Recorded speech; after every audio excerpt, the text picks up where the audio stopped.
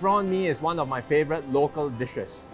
Behind every mold lies a lot of hard work, recipes and skills passed down over time, and long hours of preparation.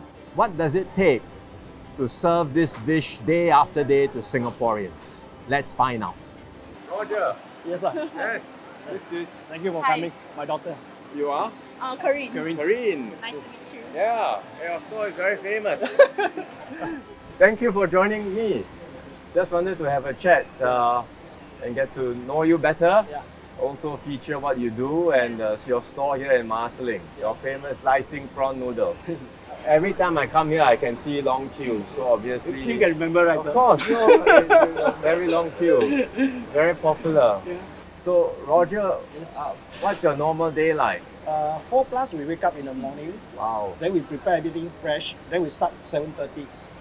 7:30 until 10 plus, non-stop. Okay.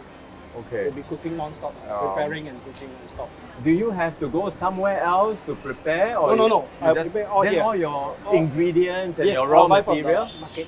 I'll buy from the market. Oh, So the So I prawn got a they wet will market send here. over, Ah. but the rest of the ingredient is because of the market. oh, I So see. our supplier is already with us for so many years. We know each other very well. Did you start here or did you also start outside, right? Working elsewhere and then you...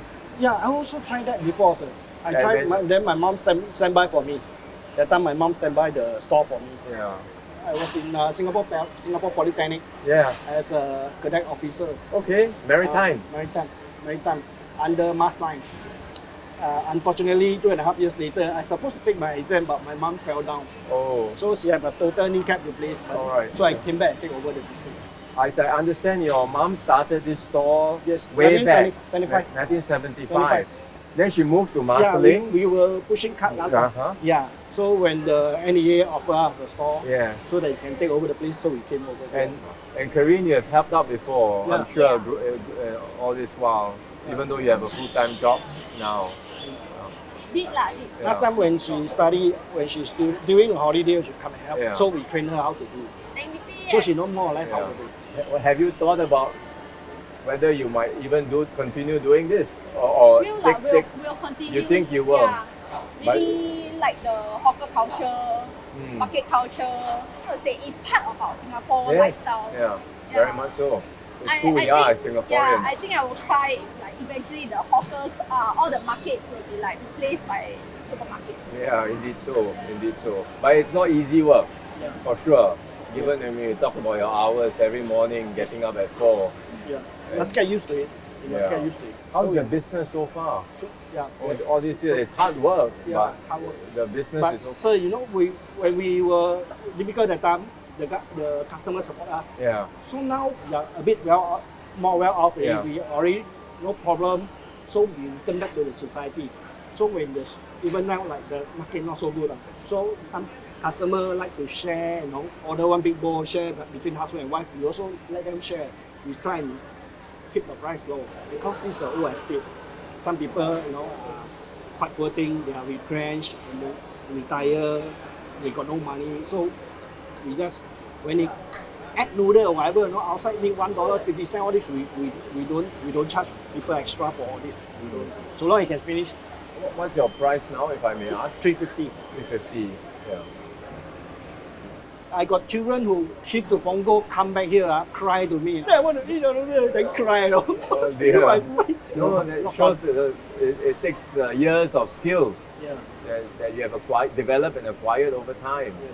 Not easy. That's why you have developed a certain standard. Yes. Not easy at all. Not easy. And that's the thing.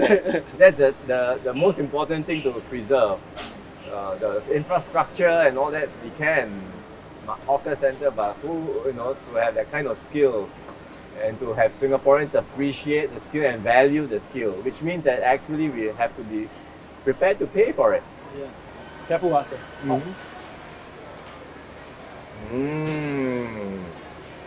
Very good. Thank you. This is a $4 bowl. Yes. This is a $4 Yeah, the bowl. 350 one is. People say our things are very 清淡. Our noodle is 清淡的 Then 吃了不会腻，每次可以吃。 So this is pretty much the same thing as what your mother cooked in 1975. quite near. We don't have the pork belly. Yeah. She use cut meat. I introduced pork belly and Oh, I other see. extra thing. I improved the noodle to make it better. So like the prawn we pluck for them because sometimes Yeah. office people come in Yeah. very nice, dress up. You ask them to pluck prawn, their hand smelly and dirty. Very difficult for them to eat. So when we pluck our prawn, then she slice and then she take out the intestine Yeah. and everything. Yeah. So people love our prawn. Very precious to have hawkers like you. Yeah. And then we need to find ways to keep the tradition going. Thank you. Yes. Thank you. Thank you, sir. Good to have the chance to talk to you and Roger and Karine. Every bowl of prawn mee, in fact, every hawker dish, reflects the efforts and pride of our hawkers in Singapore.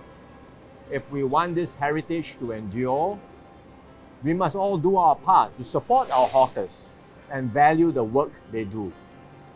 Hawker culture is an integral part of who we are in Singapore. So let's all do everything we can to keep this culture alive and keep it going strong for many more generations to come.